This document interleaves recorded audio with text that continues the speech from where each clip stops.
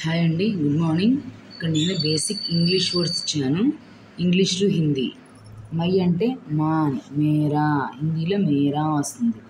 Out అంటే బాహర్ అంటే బయట. అదర్ అంటే అన్య మిగిలిన వాళ్ళందరూ వస్తుంది. డూ అంటే కర్ణ చేయడం, పని చేయడం ఏదైనా సరే చేయడం. డూ అంటే కర్ణ. యూ అంటే హిందీలో తుమ్ లేదు నువ్వు, తుమ్ అంటే నువ్వు, ఆప్ అంటే తమరు. యూ అంటే రెండు వస్తుందండి మీనింగ్. షుడ్ అంటే చాహియే కావాలి. స్కూల్లో చెప్తారు కదా, my student should bring the books అనో లేకపోతే బ్రింగ్ ద ఫీ అనో చెప్తారు కదా, అది. చాహియే అంటే కావాలి. కెన్ అంటే సకన, గలను చేయగలను, తినగలను అంటాం కదా, అదనమాట. కెన్ ఐ అంటాం కదా, అది. హిందీలో సకనా వస్తుంది. ఇఫ్ అంటే అగర్, ఒకవేళ. ఇఫ్ అంటే ఒకవేళ, హిందీలో అగరణ వస్తుంది. వే అంటే వే, వారు. టైం అంటే సమయము. ఎండ్ అంటే సమాప్త్,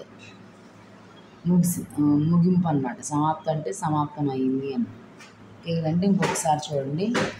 మై అంటే మేరా, అవుట్ అంటే బాహర్, అదర్ అంటే అన్య, డూ అంటే కర్ణ, యూ అంటే తుమ్, ఆప్, షుడ్ చాహియే, కెన్ అంటే సకనా, ఇఫ్ అంటే అగర్, దే అంటే వారు, వే హిందీలో వే, టైం అంటే సమయ్, ఎండ్ సమాప్త్.